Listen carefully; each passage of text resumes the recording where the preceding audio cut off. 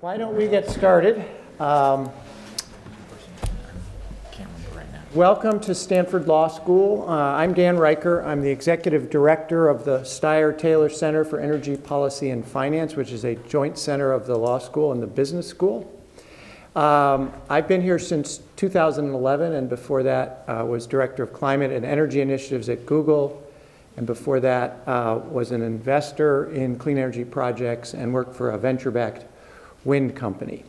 We've got a great group of panelists here, and I will introduce them shortly. On November 29th, we gathered for a panel discussion on the implications of the recent election for energy and climate change. I promised then we would reconvene at the administration's 100-day mark.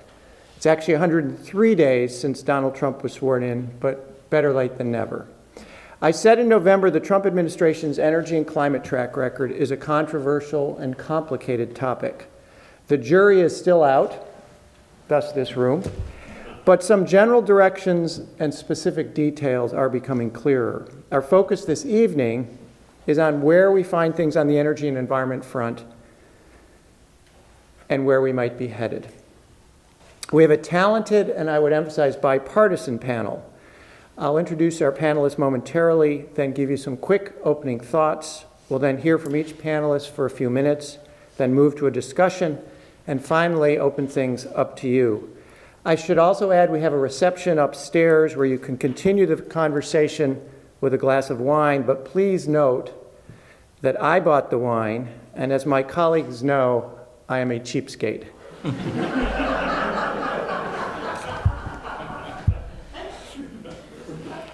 In the interest of full disclosure, you don't have a completely neutral moderator this evening. I served for 8 years in the Clinton administration, including as Assistant Secretary for Energy Efficiency and Renewable Energy at the Energy Department, the Acting Assistant Secretary for Policy, and DOE Chief of Staff. I was active in the Obama campaign and served on the President's transition team.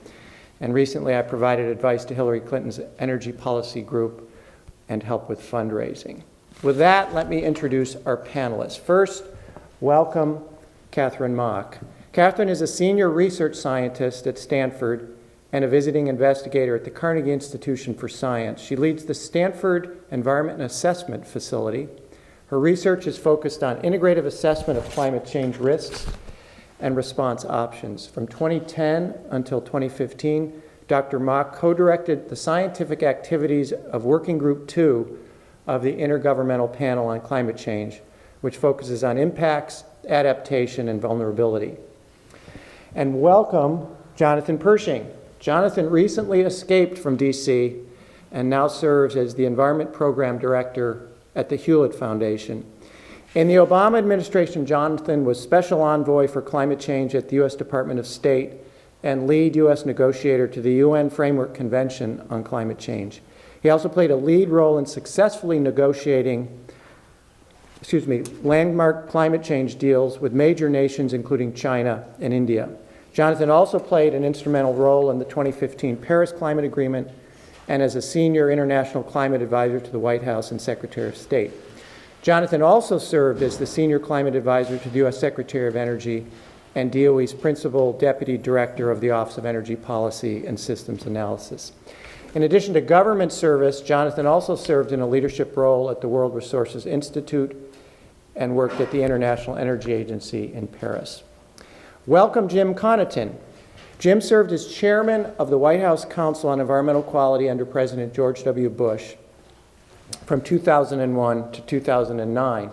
Prior to this position, he was a partner in the Sidley and Austin law firm, where he focused on environmental law. After CEQ, Jim joined the Constellation Energy Group, a subsidiary of Exelon, and later became an Exelon executive vice president. Later, Jim was EVP at C3, a company that applies information technology to power generation and delivery. And currently, he is CEO of Nautilus Data Technologies, the first company to deploy a waterborne data center. I should also note that Jim was a Yale Whiffenpoof, so if things get testy this evening, he may start singing. And last but definitely not least, please welcome Michael Wara. Michael is a professor here at the law school with an expertise in energy and environmental law.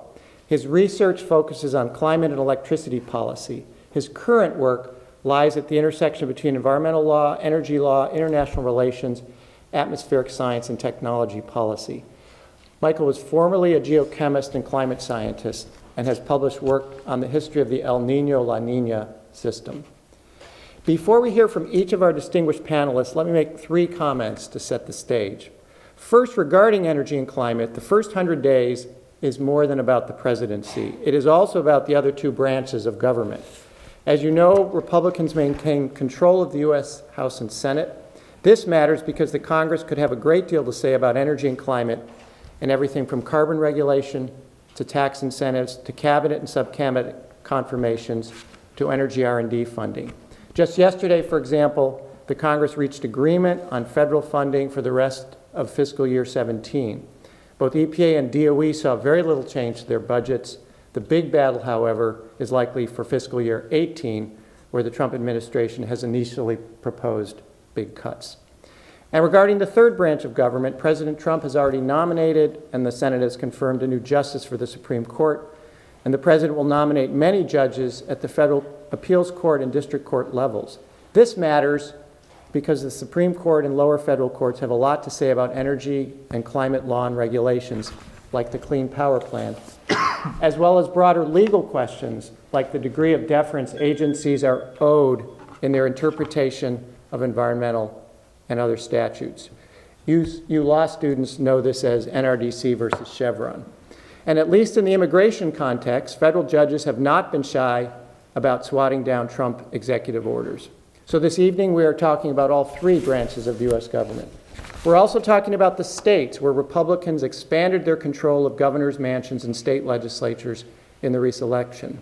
This matters because so much of our energy and climate agenda is set at the state level, from the makeup of 50 state public utility commissions to state renewable portfolio standards to climate cap and trade laws in places like California and the Northeast. And important to note, the U.S. clean energy industry has become increasingly bipartisan. Clean energy project developers in Republican-leading states, wind in Iowa, solar in Arizona, carbon capture in Texas, and nuclear in Georgia, will likely continue to build this U.S. industry and look for partnerships in Washington, D.C. As I said in November, we're also talking this evening about the international dimension of climate and energy. Carbon emissions know no boundaries, and the U.S. made a major commitment in Paris last December to specific carbon emissions reductions based on a set of policy mechanisms, including the Clean Power Plan, auto fuel economy requirements, and energy efficiency standards. The U.S. willingness to commit to specific carbon reductions was pivotal to bringing along other key nations, particularly China. Each of these policy mechanisms is currently the subject of Trump administration action. And more broadly, the administration is debating pulling back from the Paris Agreement, with top White House and cabinet officials apparently split on the issue. At the same time, nations across the globe are implementing the climate commitments they made in Paris, and the U.S. clean energy industry wants a piece of this massive economic pie, measured in the tens of trillions of dollars over the next few decades. My second point, within the Trump administration, the election is more than about the president. There are thousands of political appointments under the president's authority, and a number of these will have significant bearing on climate and energy. President Trump has filled cabinet posts at EPA, Interior, Energy, but a large number of sub-cabinet posts and leadership positions at agencies like the Federal Energy Regulatory Commission and the Nuclear Regulatory Commission are still empty. These political appointees are where the actual policy and regulatory muscle is flexed, and they in turn have a lot to say about the real workhorses of our federal government, the career civil servants.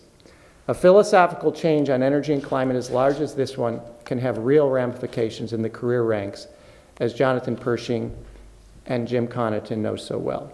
Finally, any discussion of energy and climate has to take account of broader issues swirling around the new administration, from alternative facts and his battles with the press to major philosophical tensions among his senior staff and sometimes shaky relations with Republicans in Congress. And there are the larger policy dimensions. Will the administration succeed in its effort to repeal Obamacare? Will tax reform proceed? What about a $1 trillion infrastructure program? And of course, the not-so-sleeping giant, the potential for military confrontation with North Korea and beyond. So with that, let me turn to our panelists, Katharine, then Jonathan, then Jim, then Michael. Katharine, you're on. I think we have a pretty good understanding that the last 100 days will be a blip in the trajectory of our climate change responses. But the real question is, how far are we going to have to zoom out to be able to make that statement? So in these opening statements, I'm tasked with the scientific perspective, and the obvious place to start is that President Trump has not yet appointed a scientific advisor. If we look at the scientific staffing at the Office of Science and Technology Policy, or the climate change team at the State Department, or the EPA, or the DOE, things are a bit thin. So as scientists, do we curl up into the fetal position, or do we actually recognize that the chaos of our current moment creates some unique opportunities and entry points for change and pushing towards agreement? I'll reflect on two questions. The first one, in many ways, is the easy question. Over the last 100 days, had there been scientific advising on climate change risks and opportunities, what might have been some of the themes? I say that this is an easy question in that it's been a striking 100 days in the realm of climate change risk. Scientific assessment often points to the unique and threatened systems that are at the front lines in a changing climate. And the poster childs are always Arctic sea ice and coral reefs. Over these last 100 days, we've seen sea ice in the Arctic scraping the bottom of the barrel in terms of record lows, while temperatures have been screamingly high. The aerial surveys of the Great Barrier Reef observed a truly unprecedented event. There was a mass bleaching of the Great Barrier Reef this year, but what was completely unprecedented was that the last massive bleaching was just 12 months ago. 90% of the reef is bleached, 66% of it severely so. Our emissions of heat-trapping gases made that event 175 times more likely than it would have been. At the other end of the spectrum of global scale reasons for concern in a changing climate, we've got the abstract, game-changing tipping points, like the large amount of sea level rise that could happen with loss of the West Antarctic over centuries to millennia, for example. The imagery out of the West Antarctic has been really striking over these last 100 days. There's a 100-mile-long crack in the Larsen Sea ice shelf in the Antarctic Peninsula that has been undergoing growth spurts. Waterfalls have been shooting off the edges of other ice shelves. But you could say that the real drama has been scientific. The increasing understanding over these last 100 days of the complex processes at play relevant to the stability of that ice sheet. The Surging Seas program from Climate Central has taken NOAA's high-end estimates of how much sea level rise could happen if the West Antarctic does not end up being very stable. And the new backdrop for those projections has been Mar-a-Lago through this century. So as the US has backtracked in some ways in terms of climate risk screening across agencies, in terms of putting climate damages into the balance sheet, in terms of social costs of carbon, the key point is that the risks will unfold whether or not we believe in them. And as Holdren liked to say, we can either adapt, mitigate, or suffer. It's also been a big 100 days in the space of climate change solutions. We had a record in terms of CO2 in the atmosphere these last months. We hit 410 parts per million for the first time in about 1 million years, really underscoring the fact that the time is now in terms of carbon budgets relevant to keeping warming in check. In one of his many last acts, President Obama published a science policy perspective called The Irreversible Momentum of Clean Energy, emphasizing that since 2008, the American economy has been growing as our emissions have been decreasing. The DOE put out a report in January emphasizing that we now have way more jobs in solar and wind than in coal, and they're growing rapidly. The last question that I'll mention, without providing any sort of full response, is the more epic question that I think has been rattling through the heads of most scientists for the last 175 days since the November 8 election. And that's really, what are the lessons for science? What does it mean to create knowledge foundations for sustainability when in some ways we see steps away from evidence-based decision-making? The implication of the place where I started was that energy and climate need to be nonpartisan issues. As Trump has been unwinding, we see profound ways that the world has been heading towards emphasizing that clean energy is the good stuff, whether that's statements out of China or California, companies ranging from Exxon to Walmart to Google. And as scientists, I think our goal is to make sure that the science connects with Americans of all ages and stripes, Republicans and Democrats, business, finance, security, community-based organizations, and recognizing also that government spans all the way from the international down to cities and states. Jonathan. So thanks very much. It's always daunting to follow a science presenter because what you start off with is a rather negative view of the world. I don't want to diminish the political consequences of this outcome because in some ways that science that you've heard is largely accepted. There are very, very few people in the world of the politics of climate change who would have a dissenting view. And by that I include some of the major international figures such as President Xi from China or Prime Minister Modi from India, both of whom couldn't recite the litany of statistics that Katharine just did, but who have a broad sense that is completely consistent with that kind of trajectory.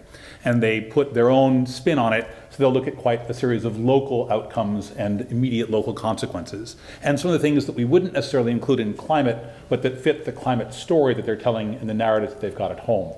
In the case of India and China in particular, it's a clean air conversation for which the discussion of the exacerbation of the damages because of the increasing temperatures are real, but the implications of emissions largely from coal and from transportation are drivers both of air quality and of climate change. So you end up with this additional metric that's brought into play. The last 100 days, and actually in some ways I use Katharine's 175 days since the election, have been quite momentous. In some ways, they began the day of the election itself. We were at that point concluding the round of negotiations in Marrakesh, which is the annual round of negotiations for the climate discussions. This was the first year after Paris, so in some sense, as all meetings after these major seminal events, you end up with a retrospective, what have we done, how are we feeling about this agenda, where are we taking it next? And there was a remarkable consensus about the urgency and the importance of Paris.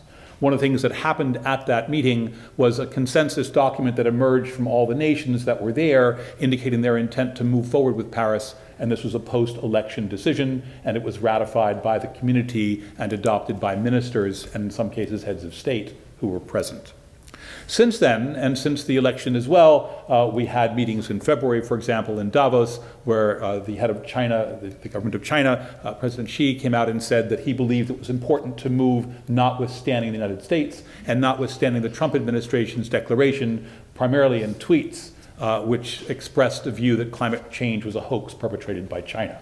It's very hard to understand how you deal with that kind of a framework if you're in the international process. The Chinese have done so by largely ignoring it and by starting off saying, we think it's real, we think the next steps have to be taken, we intend to move forward. I would hesitate, however, to ascribe the entirety of the Chinese action to a simple assessment of the climate risk. It's a much more complicated and nuanced understanding, and I think it's useful to take that perspective, and the same applies to India and frankly to many other countries around the world. But let's look at China as a key player. The numbers that we end up with China suggest that they're now moving forward to a 20% change in their numbers, seeking to have 20% of all of their electricity generation from non-fossil fuel sources. But if you unpack that a little bit, what you understand is that China looks to what the United States did in the 1970s with substantial imports coming into the country, mostly from the Middle East, which they feel is an unstable source for that petroleum.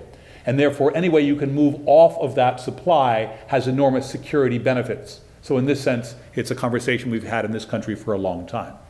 China looks, as I mentioned a moment ago, at the air quality discussion and thinks about the coal generation as a primary driver for the fact that you can't breathe in Beijing and increasingly can't breathe in Shanghai and you can't breathe in Xi'an, and you continue down the list of the next 100 cities that have more than 1 million people, all of which have this problem. And it turns out the solution is a combination of getting off of coal, changing the emission standards for vehicles, and looking at efficiency in your buildings, and all of a sudden you have another rationale which is not about climate. It certainly helps that the head of the Chinese bureaucracy is a group of engineers who think it's a problem to be solved, but at the same time, it's one of a series of problems that they are solving through the same set of mechanisms, and climate change is only one of those. And there's one more key point in the Chinese framework which I think is really relevant to think about. China is looking to expand its presence and its footprint globally. It's an economic and a political interest that has long standing. It looks at trade questions, it looks at political capacity in the South China Sea, it looks at the raw resource extraction which drives its economy, and it increasingly looks at the export markets for its goods, services, and products. And from that perspective, as the world looks at this particular problem, China can hold itself up, for reasons it was moving forward with anyway, as a stalwart player, and sees the withdrawal of the United States from the arena as a benefit to its own agenda. And I think that's got to be part of our assessment as well. What about the rest of the world? How is it playing out in 100 days? So, for the last 15 years, every single meeting of the G20 has included a reference to climate change. It's become more and more explicit. For the first time this year, there was no reference. It was blocked by Mr. Tillerson, who went to that meeting and refused to enable or allow language on climate into the final text. We've had meetings in preparation for the G7. The same thing has happened. We've had a conversation at the ministerial level of the International Energy Agency. The same thing has happened. At the other end, we're seeing constraints about what the United States might do for its nationally determined contribution. That's the assessment that we made of what we could deliver in the context of the Paris Agreement. Other countries, and I mentioned China, have this 20% number and a peaking by 2030 and a set of obligations around their land use numbers. We had a 26 to 28% reduction in our domestic greenhouse gas emissions by the year 2025. That was the commitment that we made. And yet, what the rest of the world sees is a withdrawal from the Clean Power Plan, a moving away from the automobile efficiency standards, a withdrawal from the funding provided for additional R&D in clean energy, and a moving away from all of the standards promulgated by the Department of Energy around appliance efficiencies. And there's literally no way you can meet that goal with that series of actions, not least because there's been no proposal for an alternative model. So the rest of the world looks at us, and I think the jury is out. At the moment, you'd have to say the rest of the world seems like it's continuing down the path that it was on.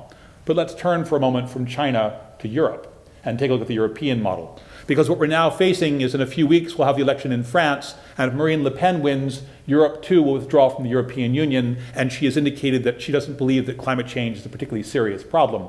She's not in the same mode as President Trump about denying that it's an issue, but she's of the view that it doesn't matter all that much, and it's not a priority for France to take on. And with France out of the EU, it's unlikely the EU is able to sustain itself as an operating entity and force, and it doesn't appear likely that you have the strength of the collective group of 27 nations driving for a particular outcome. Conversely, Theresa May has indicated that she intends to continue moving forward on the climate change agenda. But let's unpack that as well. The driver for the UK is partly a function of what they've done during the Thatcher regime about moving away from coal, largely to gas, and about seeing themselves as a major financial market for alternative technologies. If you look at the scale of investment that Europe has sought to make out of its London financial markets, it's the largest market player in this domain in the world, substantially larger than New York. And so if you think about what Europe is looking to like as the UK withdraws, they're looking to replace the European market with a global market. And one of the places that market growth seems to be occurring, and if you look at the Bloomberg New Energy Finance data, is in these new technologies. And that opens up a door for a really aggressive play by the UK. Now, while that has not changed their number, the number is very aggressive. They've called for a 40% reduction by 2030. That's still in play. But will they hold the line should the United States seek to turn trade issues against the UK around this agenda? I would be doubtful. The numbers seem to suggest that they treat the United States as a much more important trading partner than the rest of the world as an opportunity for investment on the finance discussion, and that could influence the way they play going forward. One last comment. At the moment, we are still in the midst of thinking about the first round of the negotiations. So we had the Copenhagen Agreement, that gave us a 2020 number, but Paris is about 2025. And in 2025, the United States picked a number, others picked 2030, but we did in Paris a deal that ran through about 2025 or 2030. We're supposed to come back and look at and reassess and project the next round and iterate going forward, in theory, on a more aggressive target for the next ratcheting period, the next 5-year window. Without the United States, it is very unclear as to whether the rest of the world will in fact adopt a more stringent target going forward. We'll see the first iteration of that coming up in Fiji, or the Fijians are hosting a meeting in Bonn. They'll have a preparatory session. They're the next host of the conference. And the one after that in Poland. No information about the one after that. But the Poland meeting is supposed to set the framework for this iterative process. And we have very little information about where that is currently headed. In that context, it's extremely useful to think about what the Trump administration has done for this exercise. They have withdrawn all the climate information off the front page of the EPA website. It's been taken off the Department of State website. So the office that I used to run as the special envoy no longer has a special envoy, and they've taken down the data that says what they intend to do going forward. The language says we're reworking this website in light of new information. I don't know what that means. It could mean a lot of things. Tillerson has been somewhat opaque. It's very hard to see exactly where he comes out. As head of Exxon, he has indicated that he believes that climate change is a real problem, but conversely, he's also indicated he believes we can adapt to the damages, and that that might be the most rational place to play. This is consistent with what's left on the State Department website. Mitigation is gone, adaptation still remains. That's a very interesting mix of language. The second thing is around the financing. It's been quite clear that in order to move forward, we're going to have to provide both domestic R&D and financing for our own programs. But at the same time, it's clear that we've made a commitment to facilitate the development and the assistance for developing countries. We pledged, collectively with the other developed countries of the world, to mobilize $100 billion per year of public and private capital. That was partly money from the federal and national governments, but relatively small. The bulk of that comes from mobilized capital of the private sector. The place that was partly housed was in something called the Green Climate Fund. That was not only zeroed out in the president's skinny budget, it's zeroed out in the congressional authorized budget as well. We had funds for the IPCC. That's the scientific body that does periodic assessments. Those were zeroed out in the skinny budget. Surprising to me, they were also zeroed out in the congressional budget. I was quite surprised. That's a State Department fund. It's not very much. It's about $8 million. But the fact that it went to zero, to me, is a very significant statement. We zeroed out almost all the money for the Global Climate Change Initiative. That was an exercise that had the funds from USAID, the funds from the State Department to assist developing countries in the development of their programs. That's independent of the work that was being done under the Green Climate Fund. That's been zeroed out as well, although my guess is that some of those will be rebranded and put into other titles in other parts of the USAID budget. But the State Department money and the Treasury Department money went to zero. If I look at all those pieces, then I'd have to assess the 100 days as, on the balance, quite negative. They did not lead to any U.S. leadership. They're likely to undermine the framing of the global agreement. They led to a degree of pushback in the international community, likely the same way we saw it after the Bush administration pulled back from Kyoto, where the rest of the world said, wait a minute, we really want this, and did special side deals, and particularly between the UK and Russia, to make that happen, partly in response to the United States. But whether we see the same thing happening now, I think that it's too soon to tell. Come back at your next meeting, Dan, in about a year, and we'll have more insight. Good. Jim, good setup for you. Great, thank you. And hi, everybody. So what I'm going to do is I want to level set a little bit more, building on what Jonathan had to say on substance, sort of substantively where we are. I want to level set then more deeply on process. Where are we actually in terms of understanding what's going on in Washington globally? And then I want to end with opportunity. I'm a free market environmentalist, and so I go searching for opportunity where it can be found at the largest possible scale at the fastest possible pace. And so no matter what the political circumstances are, there's always opportunity. And so I want to end with a focus on that. But first, it's funny you were talking about singing. The bedrock environmental ethic enshrined in the law, the first modern environmental statute, NEPA, the National Environmental Policy Act, which I was privileged to oversee for 8 years, talks about man and nature working together in productive harmony. So as a singer, I like that, that confluence. And in fact, the climate change, the clean energy, the energy security issues writ large are about constantly trying to achieve that conformity. And it's not zero sum, nor it can't be, nor should it be. It's not zero sum. And so while I see there's a big pause in some aspects of progress forward, in my view, there is opportunity. So let's just do a little level setting. Also, I'm an outcomes guy. So I will tell you what I think is. I will not speculate what will be if I don't have a good foundation for it. And then there's going to be some open questions. So first, and the good, is we are today in America sitting on an edifice of clean energy and environmental policy. And it was through the arc of the Clinton administration into the Bush administration, sustained and amplified by the Obama administration. Okay, and it's an edifice. 100 mandates in the clean energy realm. They range from the most consequential, good old-fashioned command mandates of CAFE, so corporate average fuel economy for vehicles, renewable fuels, energy efficiency standards for large buildings and appliances. The commitment of the U.S. government, the world's largest energy user, to some very dramatic investments in efficiency and in cleaning up its act. All of which were enacted, believe it or not, George Bush standing next to Nancy Pelosi, the most consequential mandates ever put in place, including compared to Europe. 2007, go figure. Okay, and then President Obama's administration took that suite of legislation and embedded it into bedrock regulation. Okay, that is now maybe tinkered with, but will not be substantially changed. In addition, you have over the arc of the Bush administration, finishing up at the beginning of the Obama administration, 37 states, representing more than 85% of energy consumption, of electricity consumption, with some form of renewable power standard. Okay, actually, ironically enough, all market-based, driven with and supported by some incentives, but interestingly, even in the face of monopoly utilities, the renewable mandates were quite conservative in their design. Credit-based systems, performance-oriented, to drive to the lowest cost of compliance. You also have just a historic international agreement, binding international agreement, to phase out the most potent of greenhouse gases. These are the chemical refrigerants.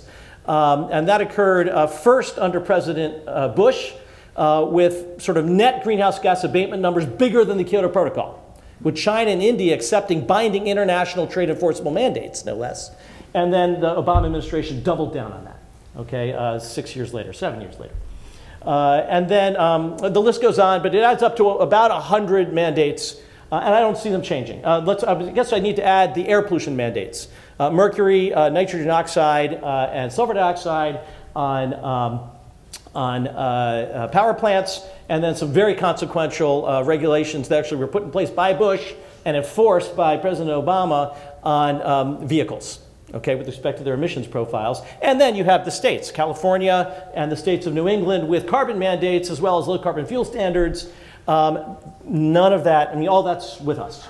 In fact, the lion's share of that is the bulwark, along with about $150 billion of incentives sloshing through at the federal, state, and local level, adds up to the lion's share of President Obama's goal that he committed the U.S. to under the Paris Agreement. And so I sit here and I feel pretty good about the trajectory we're on. And then we got the blessing of shale. And the shale revolution, which has caused coal from going from 50% of our electricity mix to now barely making it at 30%, and gas rising from 16%, natural gas rising from 16% of our electricity mix to now eclipsing 36%, I think, or higher, okay, which was inconceivable in 2007. Inconceivable. And that was good old-fashioned American ingenuity, work initially done by the Department of Energy, that was then taken by a bunch of Edison-like entrepreneurs who pounded away at it with thousands of different experiments and proved up the shale gas revolution, which will not only benefit America, which is about 10 years ahead of the rest of the world, but will benefit huge swaths of the rest of the world as they find opportunities for just a much cleaner, lower carbon profile from natural gas. Efficiency, the invisible carbon abatement. In the Northeast alone, 15 coal-fired power plants were not built because of incentives at the utility level and incentives based because we have competitive electricity markets that caused efficiency to magically happen during the peak of the recession, no less, such that there's a net reduction in electricity consumption in the Northeast of America, and that plays out in every one of the major utility zones, completely freaking out utility executives and their public service commissions, because where they had all these projections for growth and demand, you actually have a decline in demand, which creates some policy challenges because you don't have growth driving the turnover of existing power stock. So there's some challenges we can talk about. So it is my belief that the combination of the free market and this incredible innovation that's occurring, plus the mandates, which this administration will not change, is not proposed to change. I'll get to the next piece in a second. Plus I think it's sort of a refashioning and a reordering of where we're going to be driving investment. I feel very comfortable that the INDC that the U.S. submitted to Paris is going to be achieved, notwithstanding the policy items that are on the table, at least verbally on the table with respect to the Trump administration. So And then the other piece is we went from sort of an incentive-driven approach to all of this to a heavily regulatory-driven approach to all of this. And I think the next decade is the age of technology innovation. Okay, and so we're going to keep what we have, but we actually have to double, triple, quadruple down on the innovation curve. And so I'll talk about that when we get to Q&A. Okay, the middle piece, process. The 100 days is meaningless. It's utterly meaningless. With the exception of the stimulus, which was very important and was driven by exigent circumstances, the first 100 days of Clinton was hilarious. Barack Obama was incapable of getting a cap and trade bill through the Democratic Senate where he had 60 votes, right? 60 votes, filibuster-proof majority. That tells you there were a bunch of Democrats that didn't want cap and trade legislation before you blame the Republicans. And by the way, I know there were at least 10 Republicans that would have voted for cap and trade. So there's a pretty good block of Democrats that were sort of quietly aligned with the folks that didn't like that set of proposals. So it was hard. And then there was a huge failure in the Obama administration. I was actually actively proponent of that effort, and it failed for lots of important reasons that we're revisiting again. We did it at the beginning of the Bush administration. We did it at the beginning of Clinton when they had a BTU tax proposal that failed. We did it at the beginning of Bush where we had to deal with the Kyoto that was never going to work. And then we're trying to go after clean air. President Obama had this very important effort that failed, and we're now going to go through the inverse of that again with Trump. We've been through this story before. We know how it works. And so don't get too, I guess my point is don't get too excited about where we are right now. Because an executive order, if you read them all, they read exactly what Trump said on the campaign trail, so he said it again in writing. Okay, an executive order is an executive order. It doesn't actually do anything above what the law allows you to do. And now you'll see that all these environment and climate change executive orders are all directing the cabinet heads to go review the policy because they got a lot of law to go through. And here we are in the law school. How many of you have taken ad law? I mean, I can't believe I've got one sorry hand here. Okay? I mean, you're talking about Everest, okay, to sort of take down an existing piece of administrative law. You can do some tweaks and other things, but it's a big effort, and it's got to be, so I believe a lot of effort is going to go into very incremental change, and the change is inconsequential to the work that needs to be done. The other thing on personnel, people will forget that George W. Bush, the Senate flipped midway through his 100 days. The Democrats took over and put a blanket hold on all Bush nominees, which stayed in place until really almost December. Okay, so I lived through it. I squeaked through. 3 of us squeaked through in June. So I didn't get into my role as the president's energy and environment advisor until the middle of June. So think about that. And none of the personnel were in place, which is, by the way, it's a terrible state of affairs. Republican or Democrat, this is nuts, okay, that we cannot get capable, qualified appointees through a vetting process and into their jobs in the first 2 months. President Obama, actually, because he had that 60-vote Senate, was more successful than most prior presidents. And Katharine is exactly right. If you do not have those accountable, professional, highly skilled appointees, just a lot of mischief can occur. And then that gets reset over time. I want to just make one other point then about process. Bill Clinton and Al Gore's biggest progress on clean energy and climate change occurred in the second term. President Bush's largest and most consequential, and by an order of magnitude, accomplishments domestically and internationally on clean energy and climate change happened in the second term. I find it interesting under President Obama, his most significant accomplishments, the outcomes, all occurred late in his second term. During a 6 or 7 year period, he was implementing Bush policy. Okay, this gets forgotten. And so don't ask for a lot in this window either, because it's tough. Then finally, on opportunity, and then I'll wrap it up. I'll just zip through it, and then hopefully we'll get some questions. I'm a follow the money guy. The biggest opportunity for clean energy innovation and investment to put it in place is corporate tax reform and the infrastructure play. Okay, so I say follow the money. It's trillions of dollars. It's much bigger than the stimulus at the beginning of It's much bigger than anything we could have put in place at the beginning of the Bush administration. The political consensus around this is as strong as it's ever been. So if you're about clean energy, if you're about carbon abatement, if you're about cleaning up the air, if you're about getting new, more efficient infrastructure, get on board with that, because if we have this weird opportunity, I'll explain it in detail later if you're interested. I mean, to me, that's the biggest thing that can occur, and it's largely going to be driven, it's government policy driving huge capital stock turnover. I mean, everything old you get rid of it, and everything new comes in, much more efficient, much cleaner, better capable of meeting environmental standards. That's a big opportunity. Two, behind a lot of the pick whatever adjective you want things that President Trump says, there's often a little half-truth. And there's a half-truth in his statement that climate change is a hoax perpetrated by the Chinese for the sake of taking American jobs. I'm sort of roughly paraphrasing. The little half-truth is the climate change issue at the beginning, the middle, and the end of the day is a tete-a-tete between the US and China. Okay, both in terms of our technology advancement, the true commitment and the outcomes that we produce, and the prospect for what I call carbon leakage.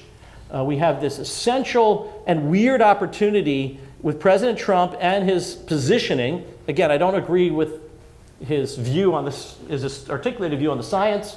I don't agree with the lack of a strong commitment to an affirmative action on our carbon dioxide, so I don't agree with that. But I do agree we have to confront this mismatch between what's happening in China and what's happening in America from an environmental perspective. Because I think we can all agree that policy in America that drives production to China and causes a net increase in greenhouse gas emissions is not something we want either. And it's the unsolved problem. And the real challenge is our carbon intensity in America is X, and in China, depending on the sector, it's 2 to 10x.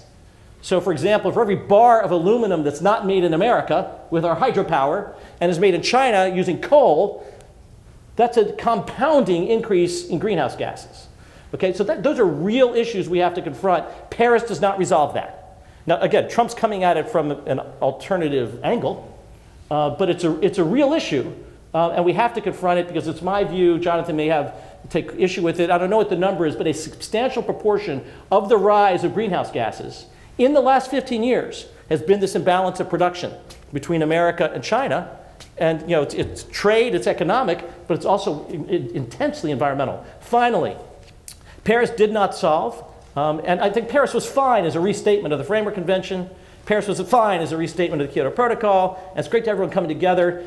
It was George Bush that first committed in a G7 to a 50% cut in global greenhouse gases by 2050, a statement that was sustained through all subsequent G8s, G7s, and G20s through the Obama administration. So there's perfect alignment through administrations on that. That's gone for the moment, it appears, with the Trump administration. But I would observe, I don't put any stock in China's environmental commitment on carbon.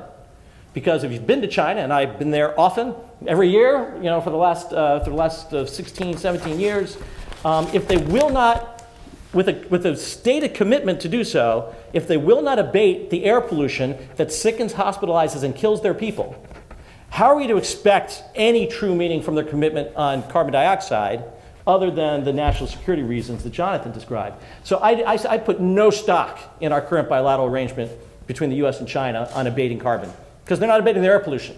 And so, that's hopeful. I'm a man of reality. We need a very intense conversation on China if we're going to make real progress on climate change. Michael. All right, well, hopefully last but not least, I'm going to talk about a couple of issues that I think have come up in the last 100 days and have become a little bit more clear. And I would emphasize just a little bit. When we spoke as a group back in November, I think there was just a total lack of clarity about where the Trump administration was headed on energy policy and on climate policy. And we're a little bit further down the road to clarity right now, but I think much remains to be determined.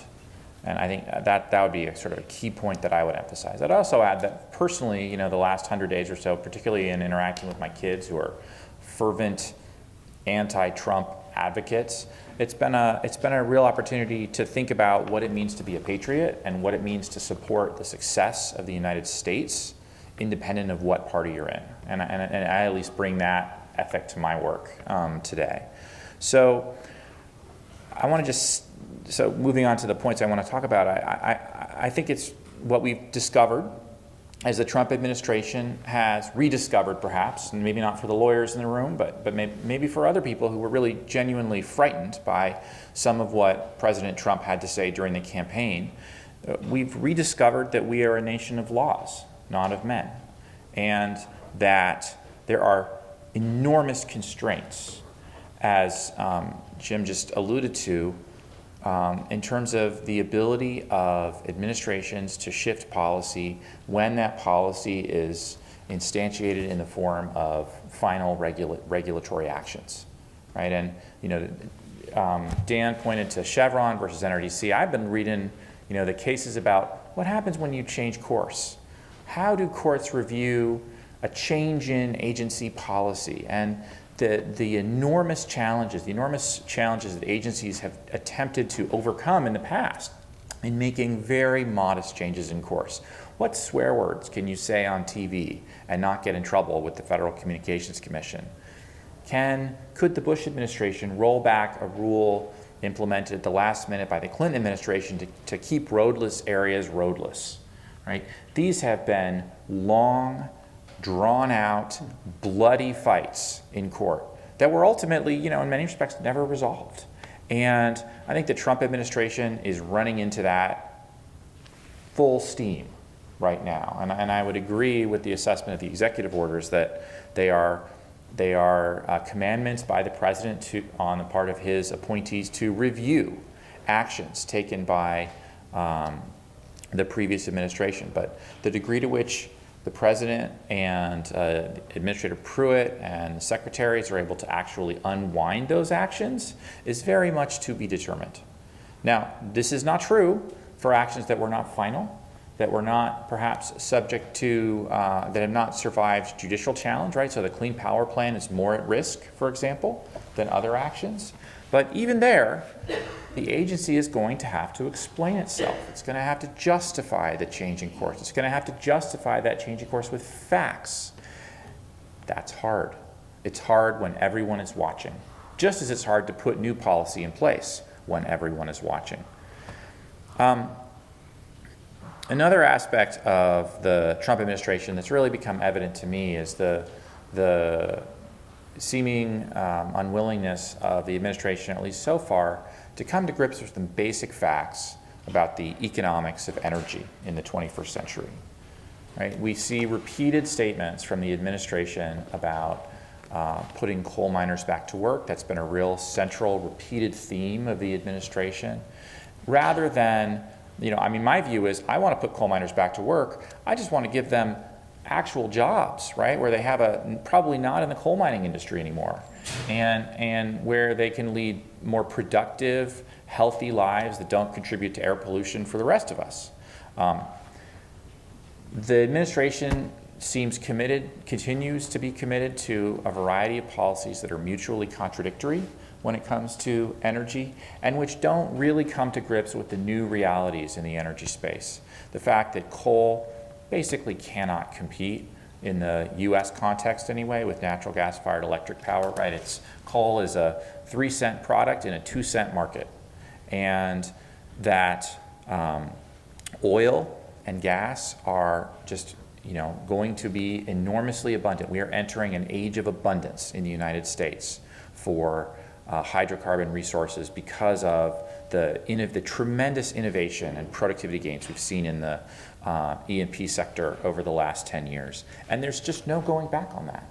And we have to come to grips with that as a nation, what that means for our different policies.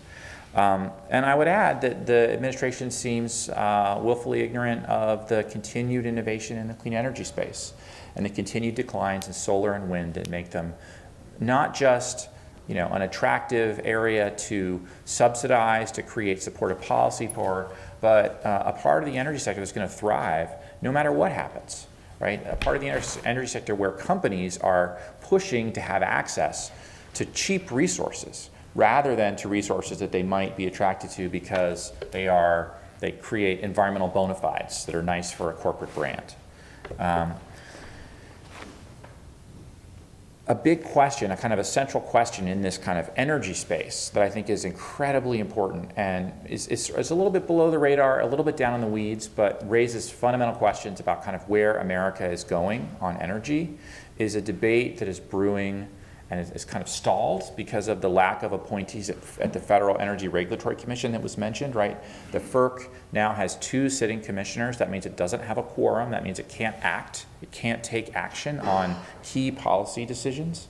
A key question is, what role will state planning have in the future of our energy system, and what role will markets play? And this is a problem that is playing out in spades all over the country, partly because of low natural gas prices, partly because of the blossoming of wind in the electricity sector. And a number of states have taken action to try to stop change, to support incumbent power plants, incumbent fossil fuel industries, to support the nuclear sector, right, the existing nuclear reactors, where there's a really great carbon case, a climate case to support them. The politics differ from place to place, but the question is the same. Are we going to plan, or are we going to let markets determine an outcome? And that question is incredibly sharp right now in the electric power sector, and it has enormous implications, especially as we think out over the next 20 years, right, to a time when renewables are just going to get cheaper and cheaper, batteries are going to get cheaper and cheaper, and we're going to face a really different set of technological options that potentially, because of the effects that Jim mentioned, because of the success of energy efficiency, both because of policy, but also because of innovation, right? LED lighting is an outcome of policy and a market outcome at this point. People want LED lights. My parents want LED lights because then they don't have to go up on the ladder and change their light bulbs anymore. And that's a hassle, right? And these outcomes are creating enormous pressure. So far, the Trump administration seems to have doubled down on planning and protection of kind of the incumbent assets, right? The Trump administration, in the form of a letter that the Department of Energy, the Secretary of Energy published, appears concerned that changes in the sector are displacing the old stuff, and wants the DOE to evaluate how to protect that old stuff. And I think this is a really fundamental question for conservatives to engage with, right? What do we want to, who do they want to be? Do they want to be the friend of markets, or do they want to be the friend of the incumbents? And it's a hard question to answer, right? That kind of goes to some of the deep questions that are sort of tearing at the Republican Party right now. I think we're going to see them play out in the electricity policy space, and the Trump administration is making very clear, or at least beginning to hint anyway, where they think they stand. And what's going to be interesting to see is who Trump appoints at FERC and the degree to which they influence this conversation at the national level. Now, that's kind of a downer. Maybe it's not, I don't know. But the thing that I have also observed over the last 100 days that's really important to remark on from an optimistic perspective is the innovation and response to some of the initiatives at the federal level on the part of states. And we have seen a true blossoming of activity at the state level in the energy space, in the electricity space, in the climate space, the likes of which we haven't seen really for the better part of a decade. And while it might be desirable to have a national policy, it is also desirable, given how much we really know, if everyone is honest in the room, about how to achieve a low-carbon, economically prosperous, thriving society, it is not a bad thing to see lots of experimentation at the state level. And what is beginning to emerge at the state level in the jurisdictions that care about electricity policy and want to be innovative there, that care about climate policy and want to take further steps as the federal government steps back, are a lot of really interesting and innovative and aggressive policies on these questions. And I remain optimistic that whenever the federal government comes around, when the Democrats and the Republicans in Washington can somehow talk to each other about this, and they can talk to each other about issues when we see state fragmentation. If you want to see an example of that, you need to look no farther than the reform of TSCA, the chemicals law that governs chemical safety in this country, that occurred on a bipartisan basis last fall, okay? I mean, think about that. And, you know, when there's enough pressure, Congress will come together right? And that pressure is going to be created by this divergence, right? By the divergence of states and by experimentation. So I think the appropriate way to think about the next 4 years is the time to experiment and learn and advance our knowledge of not just the climate science, but what to do to avoid carbon emissions and greenhouse gas emissions more generally. And that is not a simple question. It is not a question that we really know answers beyond ones that kind of scratch the surface. And so I'm optimistic that we're going to learn a lot more at the state level over the next 4 years and hopefully be in a better place in 4 years or 8 years to take really meaningful action at the national level. Good. A great set of opening remarks. Thanks to all of you. I'm going to ask a couple of questions of each of our panelists, and others feel free to jump in. Let me start with Katharine. The New York Times, a new columnist at the New York Times named Bret Stephens, formerly of the Wall Street Journal, published a piece a couple of days ago titled "Climate of Complete Certainty." It's caused quite an uproar, I think, as many of you know. And let me just read you one quick quote. "Claiming total certainty about the science traduces the spirit of science and creates openings for doubt whenever a climate claim proves wrong. Demanding abrupt and expensive changes in public policy raises fair questions about ideological intentions.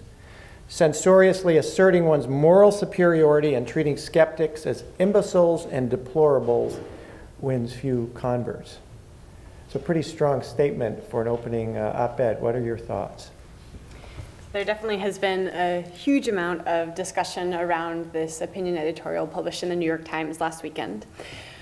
I would maybe just highlight 3 points first for interpreting that piece in the landscape as a whole. I think what we've seen in terms of tense climate change dialogues in the US, where skepticism or denial are at the heart of them, including outreach around the National Climate Assessment, which came out also in 2014, is that dialogue is really important. And good dialogue is a lot more about listening as compared to trying to argue and convert. I think a second piece for interpreting the broader reaction around this opinion editorial is that getting climate change communications right has been a multi-decadal challenge that we certainly have not figured out as a global community. In terms of media reporting, on the one hand, there is a heavy tendency towards alarmism as what is called the media frame. So for example, we would do an IPCC press conference and really try to emphasize that climate change is a way to build a better world as a key message emerging from the science. And then we have scientific evaluations of the media coverage, and it's not just the perception that it feels like most of the reporting is saying IPCC concludes the world is about to end. That is the type of interpretation that happens. Another aspect that's been really hard in media coverage is getting balance right. It's something that Steve Schneider pushed here at Stanford for decades, understanding that balance does not mean pulling one voice from one side of the argument, one for another. It's actually really complicated to create a nuanced discussion in the media. I think the third thing in terms of interpreting this opinion editorial is that sowing doubt about climate science has been a very long time strategy in the climate denial community. And then I'll just close with contradicting 2 things that I think aren't quite right in that perspective articulated by Bret Stephens. So he in some ways sets up a red herring saying that scientists claim unthinkingly that there's complete certainty on the climate issue. If you look at the scientific evaluations of scientific expert judgments, actually the trends point in the other direction. Scientists tend to err on the side of least drama. It's kind of like a scientific syndrome termed ESLD. And the basic idea is that the culture and norms of science are all about objectivity and dispassion and questioning things. So when you put science in a heavily politicized environment, which is certainly the setup in that piece, the tendency of scientists has been to effectively fiddle while Rome burns as compared to crying wolf. It's type 1 error version that literally starts with the approaches we adopt in statistics. I think the other key point is that there is widespread understanding that uncertainty is inherent to evaluating possible futures and making choices, and that applies to every human endeavor, climate change included. We are not going to know what temperature will be in 2100 until we get there. We're not going to know what sea level rise will be in 2050 until we get there. And that's why there's been an increasing focus on risk, where that is about probability and consequences together. It's about the fact that we don't know what future likelihoods are going to be, but we know that they're changing and that waiting for certainty isn't an option. Good. Jonathan, I want to put something to you that Jim said, actually two things. Number one, if I heard Jim right, the U.S.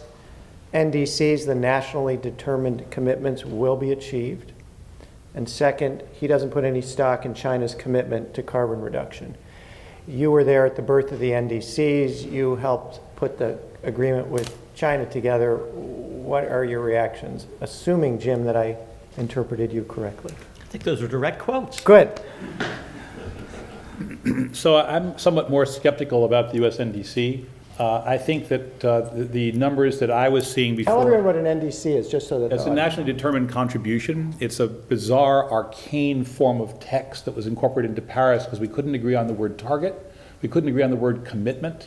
We couldn't agree on almost anything. So we have these really That's my point. convoluted components. But with that in mind, we have the substance of an agreement, which is around the expectations of what a country said it was going to try to deliver. It's not a binding obligation. So in that sense, what we put into the agreement was that the bindingness is in the fact that we intend to submit it and intend to have it reviewed. The achievement of it is up to each nation's laws. So if you put it into a national law, it's up to your laws whether you do or don't achieve your law. The law may not require it in some cases or require it in others. So it was a careful effort, which those of you who are studying law will probably appreciate. The dynamic, though, is that we put out an expectation of what we thought we would achieve, as did others. And so I think that's the useful place to start. By the time we left the administration, it looked like the number of 26 to 28% would not be met, that we would still fall short with the things we had done during the Obama administration. Although we didn't think we'd fall very far short, we thought we'd be a few percentage points short. That, in fact, did not assume very much of an action in the context of the Clean Power Plan, because we mostly looked at the context of the inclusion of the production and the investment tax credits in the renewable energy sector, and thought those would largely render irrelevant for the first 10 years the CPP targets. So what they ended up doing is saying we're going to get more than we'd anticipated from renewables because of those, and therefore there was somewhat less of a concern around the CPP switch from coal to gas. And by the way, coal to gas was happening anyway because of the price numbers. So the CPP seemed relatively non-binding for the first decade. It becomes more binding later, and by 2030 it probably has some teeth. But by 2025, it looked like it was a pretty marginal, if any, effect. With that, we thought we'd have to do all of the rulemakings on efficiency, and we thought we'd have to sustain and perhaps marginally increase the corporate average fuel standard, the CAFE standards for automobiles during the midterm review, which is happening this year. So with those, we thought we probably could close the gap, and the assumption was that we do the ones that we projected, and the new administration would do the remaining small ones that we could at least identify, and that would give us a scope to do that. Withdrawing all these pieces suggests we'll fall on the order of 5 percentage points short. And it's not made up, notwithstanding Michael's optimism, it doesn't appear to be being made up yet by the state programs that have been proposed or promulgated. So that assumes that California goes forward, that assumes that New York continues with RGGI, that assumes we're getting the change in Ohio around the clean power plant standards that they've set. Assume all of those, you still fall short in the absence of these programs. The second question is whether or not China is going to be able to meet its target and whether we should hold them to account for doing so. I must say, this is where I don't agree with Jim. My experience with China is that they've done a remarkably good job at both negotiating a target they can meet and then finding ways to meet the targets that they set. In fact, I would suggest that the... By the way, to clarify, I believe China will meet its target. Its target is meaningless. So yeah, I think that 2 of the 3 pieces are not particularly binding. I think that the piece that was set up for a top end, they promised to peak their emissions by 2030. We, at the time that they did that agreement, we thought that they'd achieve it by about 2027 or 2028. Today, it looks like it's going to happen more quickly than that. Chinese also had a commitment to reduce their emissions from deforestation. At the time, we weren't sure about that one because that required a pretty substantial investment. What they've since then done is they've essentially bought land in Ghana, bought land in the Gambia, bought land in Senegal, and moved all those trees into China. So they're actually not cutting down Chinese trees, they're cutting down African trees. So how you think about that is really kind of a function of whether that's the commitment in the letter of the law or the spirit. It's someplace in between those two. The one that seems much, much more difficult is the target they've set for themselves that 20% of all their electricity should come from clean sources, including nuclear and renewables. That essentially required China to build against their projections a new capacity equivalent to virtually the entire size of the US electricity system. That's an extraordinary build out. None of us really thought they could do that. And at the time, it was still when China was projected to have a growth rate of on the order of 7 to 8%. That's now slipped to closer to 6%. That makes a big difference. But in some ways, it actually makes it no more easy because they have to now look at things that they have excess capacity in coal and walk that capacity back. And they're ahead of schedule. So to me, that was the binding one. And the deal had nothing to do with the peaking year. That was what they insisted to include in it. It had a little bit to do with the intensity target, which is a 65% reduction, which they'll probably meet, but looked like it was constraining. And it has to do with this renewable energy and non-fossil energy, which was a huge number. And let's be clear, if China succeeds on that, that will fundamentally bring the price of American renewables down by probably another 30 to 40%. And if I add that to the 100 gigawatts of power from renewables that India intends to do, that adds another 10% probably in the decline in the price. And if I add to that the Saudi and the Kuwaiti and the Mexican, and you keep on down the line, we probably see a halving again of renewable costs because of the global marketplace that play back at the United States. So for me, there's a much more complicated story, as always in the case of these international agreements. Good. Jim, let's try to put the situation with the Paris Agreement in some context. As the chair of the Council on Environmental Quality, you coordinated the cabinet-level group in the Bush administration that dealt with climate. And one of the administration's decisions was to oppose the ratification of the Kyoto Protocol, the predecessor agreement. And instead, I guess you established a tech transfer initiative with the Pacific Rim nations. How would you compare the Bush administration's actions regarding Kyoto, where we find ourselves with the Paris Agreement? How would you compare those two? Well, the setting that we're in at the beginning of the administration, Trump, is the same as Clinton, Bush, Obama, and now Trump. Clinton folks came in working on the Kyoto Protocol, trying to get international agreement around a set of things. You end up with a pledge and review system with a bunch of voluntary targets and a lot of commitments to intergovernmental activity. Okay, very important, by the way, so don't get me wrong, very important.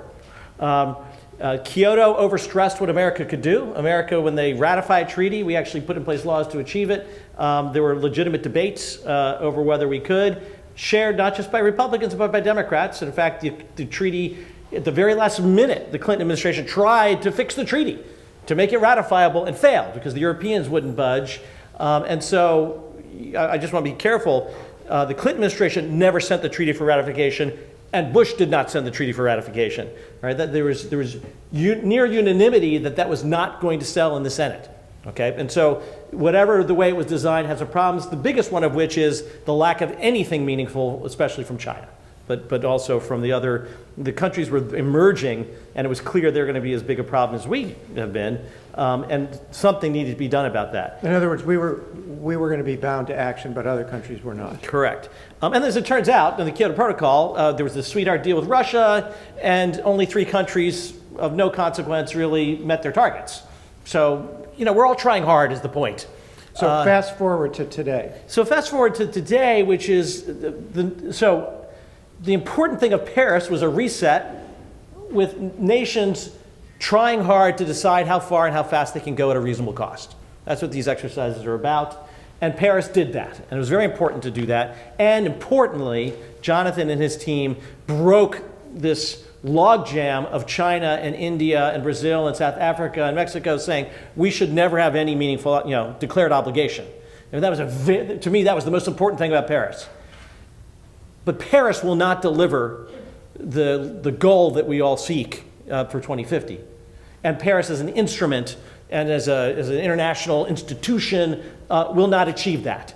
Okay, what will achieve that then will be these very important innovation partnerships that we put in place, that the Obama administration also sought and put in place, and Trump's going to have to re-up that because innovation is the center of the agenda, whether or not it's for climate change reasons. And that reorganization of public-private partnership on a sector-by-sector basis to push the innovation curve, that has to be reinstated. And so so that's why, you know, I'm relatively agnostic on what the administration does on Paris. Because to me, I want to know what they're doing in terms of our bilateral with China especially, but also with India and some of the other economic activities we're talking about, because we still have to solve for carbon capture from coal. We may be winding our way down on coal to a level below President Obama's regulatory number, actually, or at President Obama's regulatory number. But China and India are still increasing, and there's still going to be a big market for coal globally. And none of them are going to solve for carbon capture and storage. We have to. And the challenge is if coal's a dying industry in America, there's no private sector dollars to fund the technology that would make carbon capture possible. We have this really bizarre catch-22. The same is true on nuclear. I don't know how you do the math, but there's not a lot of baseload nuclear in the mix globally. I can't get to that number I want by 2050. Catch-22. As we're working to shut down our nuclear power capacity in America, it's going to be very hard for us to invest in advanced nuclear if we can't keep the base of nuclear we've got going. Okay, so we have to solve for that. And then 3, it's these innovation partnerships. Paris did create a functioning opportunity to finally pull that off again. I hope the Trump folks go there. It's a sweet spot for them. There's positives diplomatically and economically on that. I hope they go there. I don't know that they'll go there. So, and by the way, but I think it's their only choice, because if they stay in Paris, they still have to do that. And if they withdraw from Paris, they're going to have to substitute it with something else. All right, before we open things up, Michael, let's move from Paris to Sacramento. In light of what's going on in the Trump administration, how is California ratcheting up its climate efforts, and what kind of reactions are you seeing or would you expect from the Trump administration? Well, I think so far as federal-state interaction goes, right, California is kind of girding for battle over the special authority that we have to impose our own fuel economy, we call them greenhouse gas tailpipe emission standard, but that's sort of a complicated way of saying fuel economy, and advanced vehicle standards that are targeted at reducing traditional air pollutants as well as greenhouse gas emissions, and more generally driving innovation in the vehicle sector that has a broad array of environmental benefits. And the Trump administration has signaled from the early days that they intend to ultimately review these this special permission. And I think it remains to be seen what happens. The special permission being California's ability to implement their own standard as opposed to simply follow the national standard. In California, so long as the standard is as or more stringent than the national standard, gets a special pass. This California approach is not preempted, unlike any other states would be. And other states can opt into California's approach if they so choose. And the Administrator Pruitt, during his confirmation hearing, suggested strongly that he might reconsider this. It's only going to come after the midterm review for the CAFE standards occurs, so this is going to be a process, a long process, probably with multiple rounds of litigation. I'm not holding my breath right away. So California's kind of getting ready to fight, and I think they're a little bit maybe too excited about that. And at the same time is moving forward with a whole suite of policy initiatives at the state level aimed at pushing, for one thing, I mean, yesterday several California senators introduced legislation to extend the cap and trade market through 2030. That California has its own cap and trade carbon pricing system, and the legislature is preparing to double down on that. It's going to be hard work. And the thing I would say about Trump is he inspires hard work in those who disagree with him. And so I think the odds of that legislation moving were pretty low. before Trump took office. The legislature tried to move that legislation as part of enacting a new climate target back in August and could not, by a bare majority, advance that objective of how you can set a target, but unless you say how you're going to achieve the target, this is sort of like the NDCs, right? You want to say what you're going to do as well as what you will achieve. How will you achieve that goal? And we weren't able to say that in California back in August. I think there's a much better chance now that California will be able to pass laws extending the carbon pricing system. At the same time, there's active discussion about moving in the long term, I emphasize this, when I say this, to 100% renewables portfolio standard. And it would, to some degree, to redefine what counts as eligible renewables under the standard, right? Hydro might count, and this is in the very long term.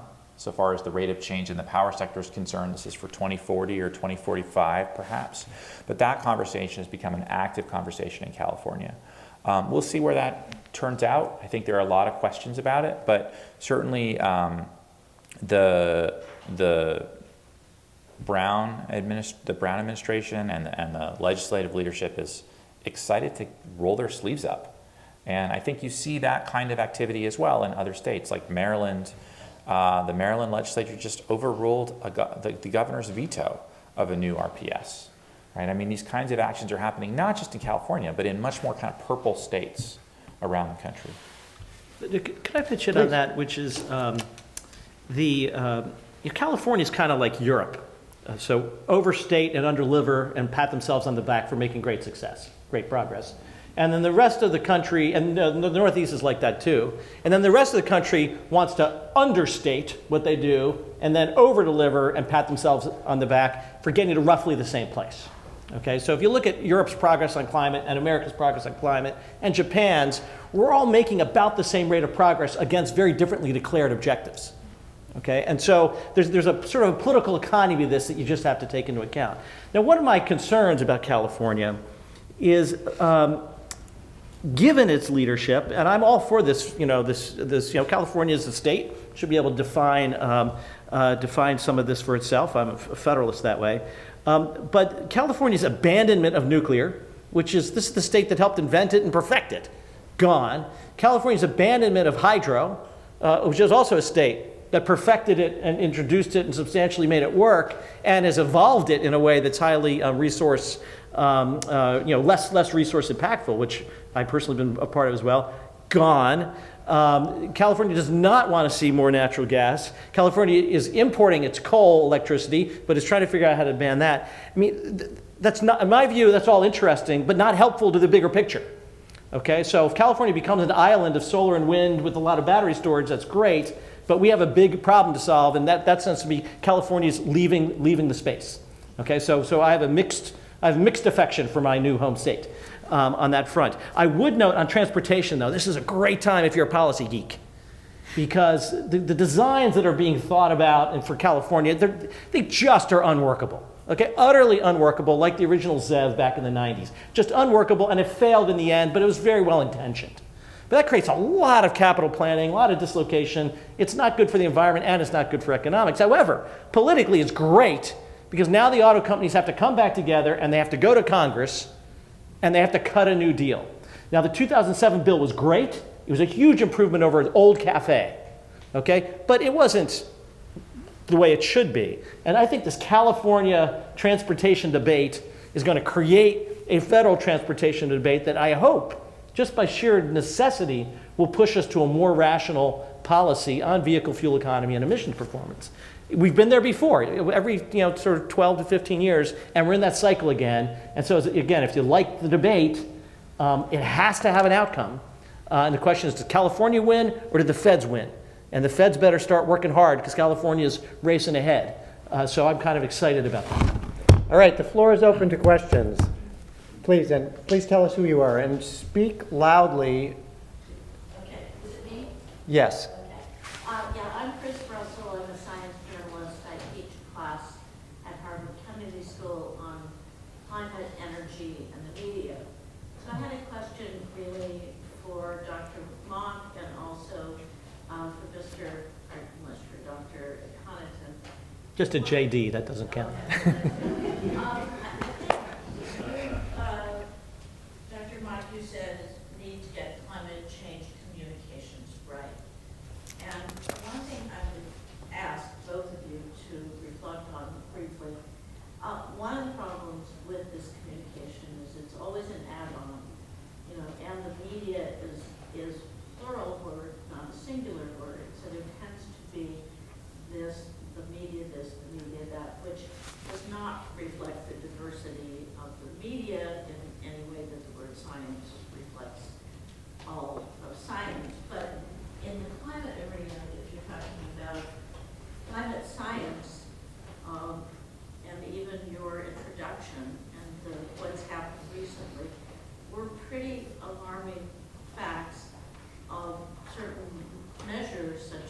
ice, coral reefs, etc., that there's just no getting around it.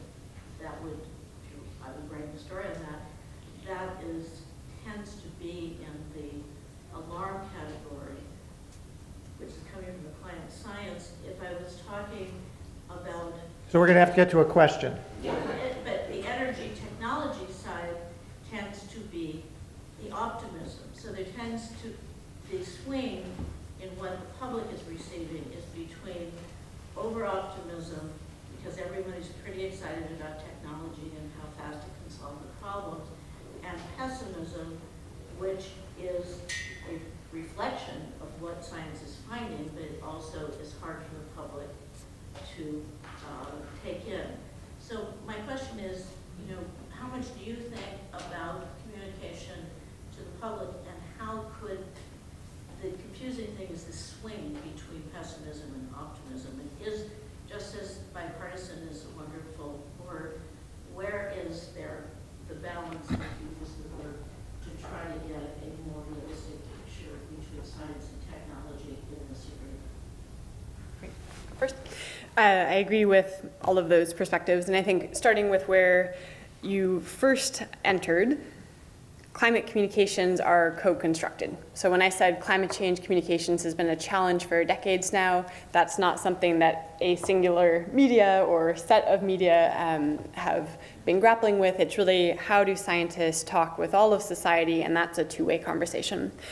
I think to the point of where do you start in talking about climate and energy, you can think about, yes, scientists normally get it wrong, and I went in that exact order today, where I talked about risks. The worst is to talk about the really depressing risk, like cracked earth. If you're going to talk about risks, talk about big crashing waves, things that put people in an active state, and then quickly transition to solutions. The science of climate change communications has that pretty well established. I think the other key thing is that people do feel really good about solutions, and there is a big question that's open in terms of, do you start with climate change when you talk about clean energy, when you talk about building resilient communities? And oftentimes, Christiana Figueres has a great line basically saying that climate change is always there in the picture, but it's never going to be the thing that people wake up and say, I need to respond to climate change. They're responding to keeping societies safe and communities secure and our air clean so kids don't get asthma. And so much of the coverage of climate and energy can start with those things that have nothing to do with climate, but are completely interlinked. Maybe just the final thing I'll mention is that scientists have not done a very good job in figuring out communications through time. I think we increasingly recognize, for example, here at Stanford, that if you just put out a scientific article, no one can read it and understand it, and really every scientific article should be accompanied by a plain language statement and animation, people talking about the science, and that goes from everything from the Intergovernmental Panel on Climate Change with its 2,000-page reports. I was on a panel where I was introduced by having worked on this volume that weighed 48 pounds. That is not good climate change communications, but recognizing that you can Say take nothing of that the paper. and use it as the basis for conversation. Answer. I disagree with the thesis of your question a little bit. Climate change has dominated the leadership agenda of every nation on Earth for the last 20 years in a way that overfishing hasn't, in a way that the devastating lack of access to modern sanitation and drinking water hasn't, the fact we don't have tertiary treatment in even places like America for our water systems, the devastation of our forests. I can give you a list of lots of stuff that I really care about that is off the agenda, and climate is front and center. And we have a political economy that has gotten us to this policy suite that even though its ardent advocates are accepting of, including President Obama, we can get this far in the political process. So I just want to push back on that a little bit. Inversely, people like solutions, and a lot of the climate rhetoric is sky falling, and people can't do anything with that. They really can't. And also people like multiple wins. Jim Inhofe was on the big bill in 2007. He could care less about climate change, but he cares a lot about air pollution, and he cares a lot about energy security. So Jim Inhofe is a senator from Oklahoma and chairman of the Environment Committee. Yeah. So you've got to. It's politics. You've got to find alignment of interests, and you have to do all the things that Katharine said, and you just got to slug away at it. That's the political process. Questions? Yes, please. There's a lawsuit. And speak up so they can. There's a lawsuit involving 21 youth and young adults against the federal government. It seems to me that I mean, that's a possible venue for meaningful action, as opposed to just depending on our politicians. Someone comment on the likelihood of success in that arena? Well, I'll comment. So there have been a number of, there's a group that's been organizing these types of lawsuits really in as many judicial fora as they can bring them, and at the state level, at the federal level, and I think there's an important kind of moral question at the heart of these lawsuits.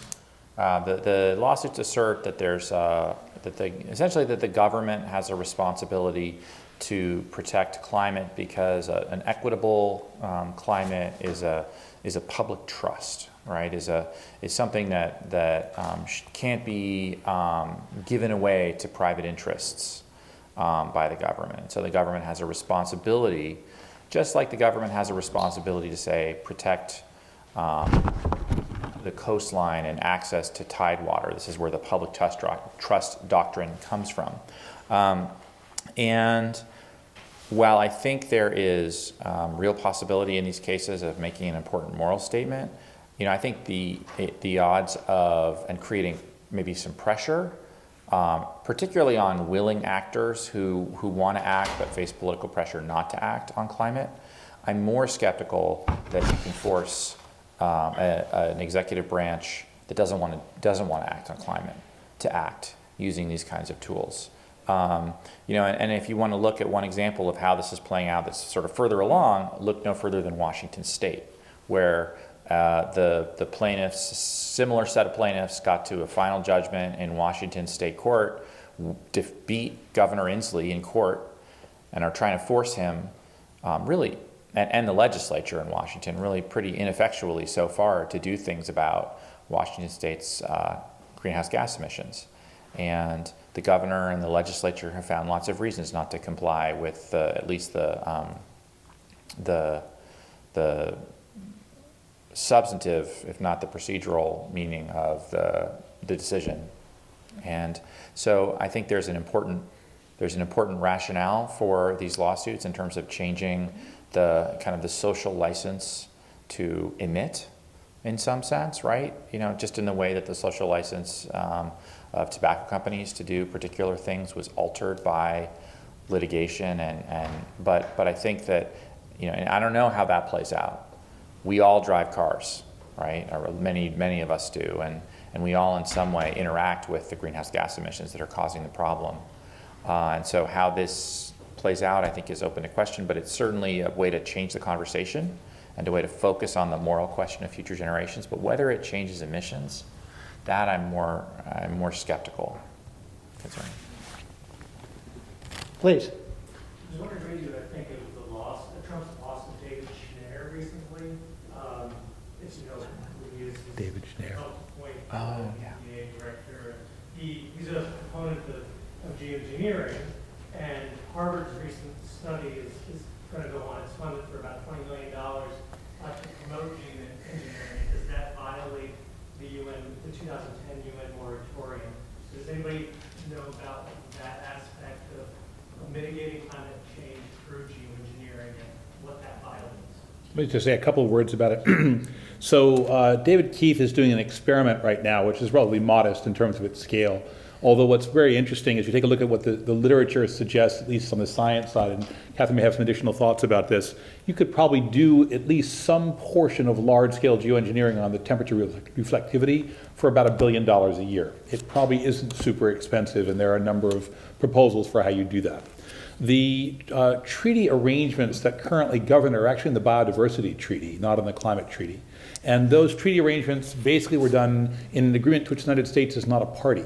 We decided not to become a party to that agreement largely because of rules around intellectual property and the governance of biological intellectual property in the Amazon, which is what the disagreement was over. That was back when the treaty was first done in the early 1990s. It was concluded in 1992 at the Rio Earth Summit. Subsequent to the agreement, there was then a committee that was formed to look at geoengineering, and the conversation in that agreement was whether or not it should be allowed and whether or not some rules ought to be developed in order to allow it to move forward. The United States worked and still does work in that agreement as an observer, mostly through Australia, but Australia was largely persona non grata in all of those negotiations. So it wasn't exactly an effective partnership to try to move agendas forward. Our interest at that point, this was mostly done during the Clinton administration, our interest at that point was in finding ways to enable research, but not to do large-scale tests. The thinking at the time was we didn't know what the consequences were. I would argue that David Keith notwithstanding, we still don't know what the consequences are, but nonetheless, that therefore research should be pursued, but large-scale tests should not. The language is actually somewhat more aggressive than that. In theory, it precludes large-scale or small-scale tests. So you could make the case that David and his work is outside the remit of that agreement, but the United States is not a party to that agreement, so it doesn't really have standing. The other part of the geoengineering space isn't thinking about controlling how much sunlight reaches the surface of the planet, but is instead about extracting carbon dioxide from the atmosphere. And it is also getting quite a lot of attention. There's a rather wonderful Nature editorial that described carbon dioxide removal as a boy band that shot up the charts and not likely to stay exactly at its current stratospheric heights. But it's been assumed to be something that will be a very big dimension of how we respond to climate change. And the real challenge moving forward is recognizing that carbon dioxide removal is a really big spectrum. It ranges from literally planting trees and other forms of ecosystem stewardship, getting more carbon in the earth, through to things that have very high RD&D requirements, direct air capture, and where the testing component isn't as controversial there, the policy environment and the RD&D work is really intensive. I'd only add one These more are very piece to this. valuable pieces of just the science enterprise for climate, and they have lots of spin-off effects. You know, they should be pursued. This is a big issue. It's highly consequential when we should be exploring the bandwidth along that bell curve of opportunity. But just one more piece on this. There is currently an exercise underway, supported by a number of institutions around the world, to look at the governance of geoengineering. And that's going to raise all kinds of problems. And the second point is that I've yet to see a comprehensive long-term 2050 model that doesn't assume some level of negative emissions, which either it could be the range of things that Katharine's indicated. And third, I have yet to see a technology which scales up very well without looking at other damages. So we've got a series of real issues in this space. All right, let's take two more questions, then we'll wrap. How do you envision current federal policy impacting EV penetration? It's kind of the first part, and the second part is, and James, I think you had commented on maybe downsizing the SED program, but what would you think are good policies at the federal level that could stimulate EV penetration? It's a two-part question. Great. Well, as an EV driver, the best policy is produce a kick-ass car that people want to buy and enjoy it, because I really enjoy mine, and for no reason other than price it right. and price it right. But I enjoy it. I also get to say to my conservative friends, I'm driving 100% American-made energy. Okay, and by the way, my car is nuclear-powered, gas-powered, hydro-powered, and solar and wind-powered. It's a fun talking point. So that's sort of number one. But two quick things. We have a balkanized utility system, okay, that will be providing the core feedstock for making EVs work. Actually, it's the same group of players that provide the core feedstock to make natural gas vehicles work. And I, having been an affectionate, admirer of the sector, I was a senior executive in the sector for many years, the current market business model of these utilities will be an impediment to accelerated implementation of this. I think it'll happen gradually over time, but it's a huge drag on the ability for it to happen as fast as it could. Now, I'm a free market guy, so they gotta win in the marketplace. Two, if we had more performance-based, technology neutral environmental policy, okay, you can get that integration of stationary power and gas with vehicles, and by the way, renewable fuels as well. It's crazy we don't have fuel choice, or we don't have vehicle choice, but part of it is because of we have this free market, very free market these days for oil, for petroleum, and everything else is heavily regulated. And I ask you, if a Public Service Commission had been asked in California to approve the iPod, it would never have made it out. It was only when the IT sector, fully went competitive that we got this massive uptake of innovation because the regulators were just regulating to protect for health and safety and other factors to standards, not picking the design of systems and products. And this is the challenge. So I think EVs are going to be really slow while people are trying to game the regulated business models that are providing the essential raw material. So I'm very bullish, and I think it could happen 5 times faster if we fix the infrastructure, the regulatory overlay of how we regulate these systems. We need regulation. It should just be performance-based. You know, it should be cops on the beat, not player managers dictating everything that happens in the game. All right. There's an interesting story this afternoon on the gallium nitrogen battery, which was kind of an exciting development. It looks like it's going to be on the order of 10 times more efficient than the current battery structure at about 1/3 the price. It suggests to me that there's another variety of models that you might look at which get the market to price it. If I could get everyone in the country a Nissan Leaf or a Volt at the same price as they're buying their Corolla, it's not clear people care that much about it. I think it's a very different model than it used to be because, as Jim said, better acceleration, quiet, interesting to have in your garage. You feed it at home instead of at the garage station. The second thing which I think is kind of interesting is we have yet to have a model that looks at recharge structure. And that's going to be a regulatory constraint. The third thing which I think is interesting is that we've got a series, and this I think played out during the course of the early part of the EV history, which goes back to the origin of the vehicle as you kind of look at where it was competitive back in about 1915. That's about the last time we had a competitive EV structure. And one of the things that ended up happening is we drove it out partly because of monopolistic structure, and this was a Rockefeller special around oil. So you've got a series of pieces here, all of which are likely to play into the history and the next step in the penetration. All right, one more question. By the way, real quick, how many law students are here? Interstate Commerce Clause. Yeah, big deal.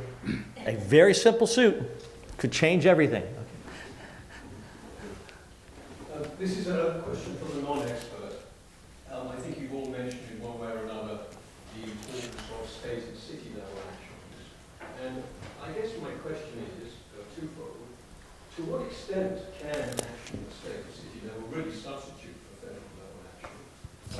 Is it possible that the kind of flowering and the impetus to do things at the local and state level can really render the lack of leadership and so on at the federal level relatively less important?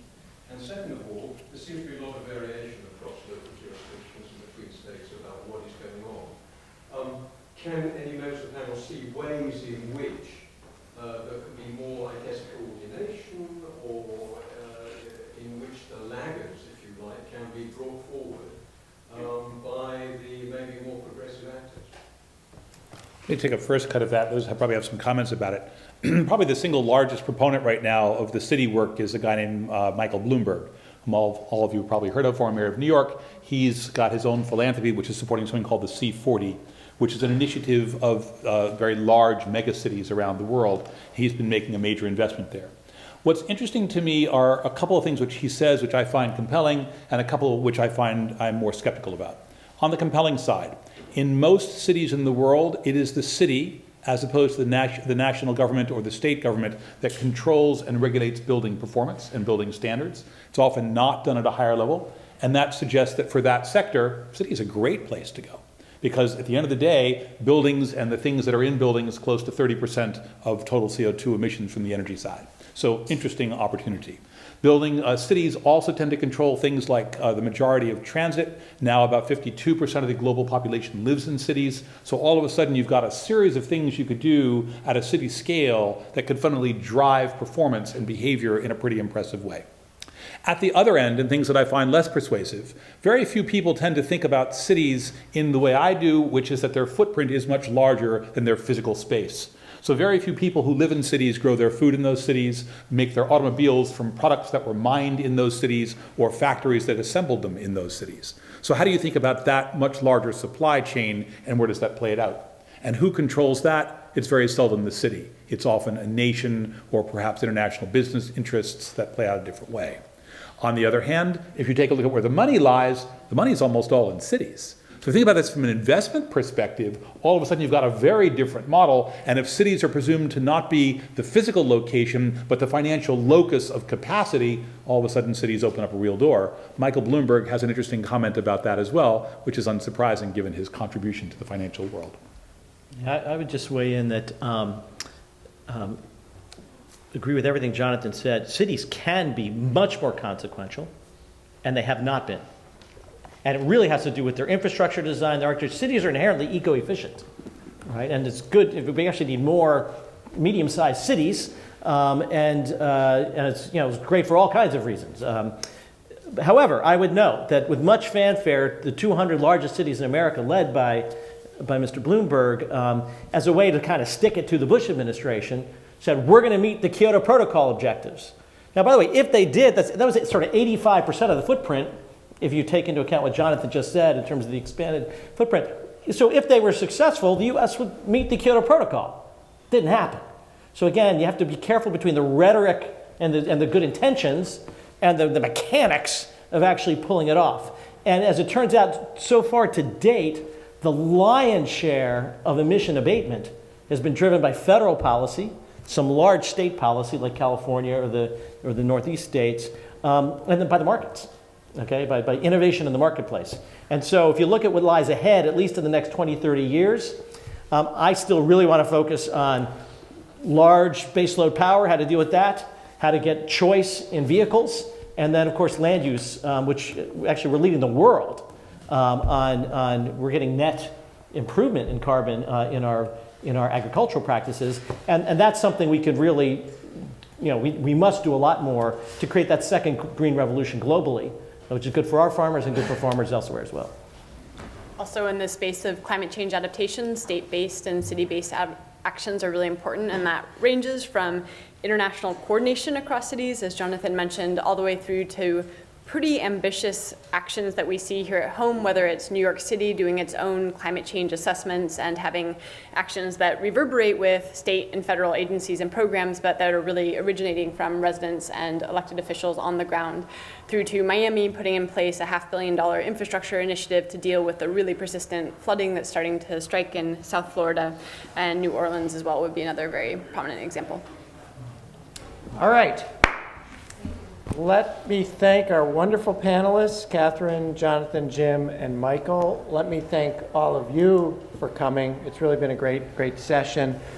Also, please be on the lookout. We will get another session together of this sort, take another look at where things stand in the Trump administration. We'll do it next fall. We're going to make this sort of a regular check-in.